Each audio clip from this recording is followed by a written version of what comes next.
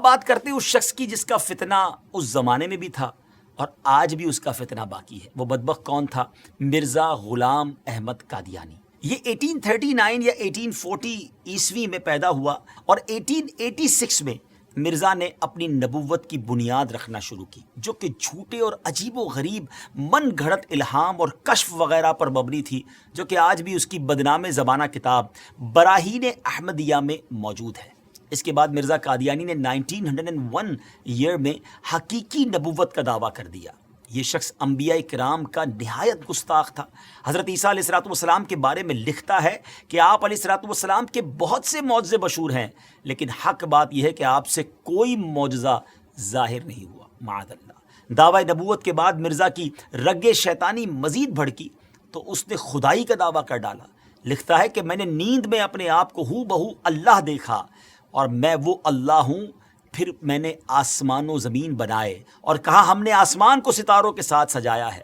استغفر اللہ، استغفر اللہ۔ دیگر جھوٹے نبوت کے دعوے داروں کی طرح مرزا غلام قادیانی نے بھی کچھ پیشن گوئیاں کی تھیں، مگر ان کا انجام مسیلمہ کذاب کی طرح ہی ہوا۔ چند باتیں بتاتا ہوں اس بارے میں کہ نمبر 1، اس نے اپنے لیے ایک لڑکے کی پیشن گوئی کی کہ کہا تھا کہ انبیاء کا چاند ہوگا اور بادشاہ اس کے کپڑوں سے برکت لیں گے، مگر اس کے ہاں لڑکی ہو گئی تو اس پر کہنے لگا کہ وہی سمجھنے میں غلطی ہو گئی ہے، اب کی بار جو بچہ پیدا ہوگا وہ لڑکا جو ہے وہ انبیاء کا چاند ہوگا۔ اس بار بیٹا تو ہوا مگر چند روز بعد ہی مر گیا۔ بادشاہ تو دور کی بات ہے، کسی محتاج نے بھی اس کے کپڑوں سے برکت نہ لی۔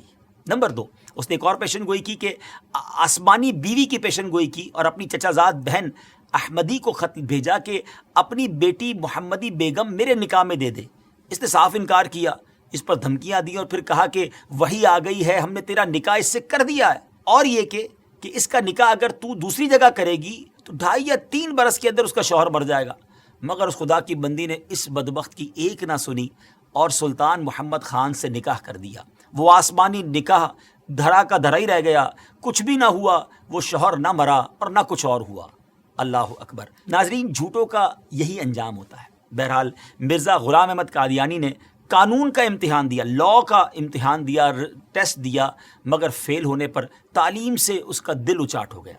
کمزوری دل و دماغ کا مرض پوری عمر رہا، کئی بیماریاں اس کی زندگی میں اس کے ساتھ تھیں۔ 26 مئی 1908 میں یہ لاہور میں اس کو ڈائریا ہوا اور گندگی کے عالم میں، جی ہاں، جب اس کا آخری وقت آیا تو وہ واش روم میں تھا، گندگی میں لت پت تھا اور لوگ اس کی لاش کو دیکھ کر یوں سمجھیے کہ عبرت کا نشان اس کی لاش بن گئی۔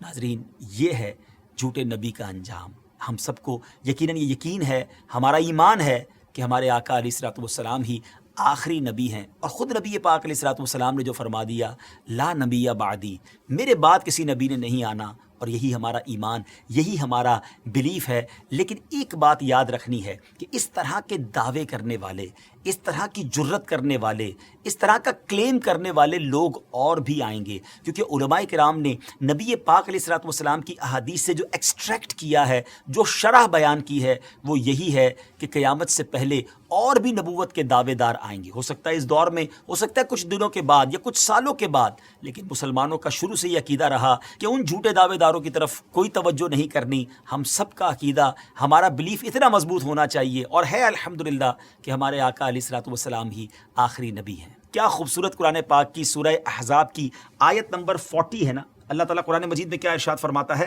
ما کان محمد ابا احد من رجالکم ولکن رسول اللہ وخاتم النبیین وکان اللہ بکل شیء علیما۔ سبحان اللہ، کتنا خوبصورت اس کا ترجمہ ہے۔ محمد تمہارے مردوں میں کسی کے باپ نہیں ہیں، لیکن اللہ کے رسول ہیں اور سب نبیوں کے آخر میں تشریف لانے والے ہیں، اور اللہ سب کچھ جاننے والا ہے۔ تو الحمدللہ یہ چمکتا دمکتا عقیدہ مسلمانوں کا صبح قیامت تک انشاءاللہ جاری و ساری رہے گا کہ اللہ کے آخری نبی جناب محمد الرسول اللہ صلی اللہ تعالیٰ علیہ وسلم ہیں، اور یہی ہمارا ایمان ہے۔ بہرحال ان جھوٹے نبوت کے دعوے داروں کے بارے میں ہم نے جانا، اور علماء احادیث کی شرح کرتے ہوئے لکھتے ہیں کہ یہ نشانی ابھی اور چلنی ہے، یعنی اور لوگ بھی قیامت سے پہلے اس طرح کے دعوے کرتے رہیں گے اور مسلمان ان سے نپٹتے رہیں گے۔ بہرحال اللہ کریم ہم سب کو سچے ایمان والا، صحیح عقیدے والا مسلمان بنائے۔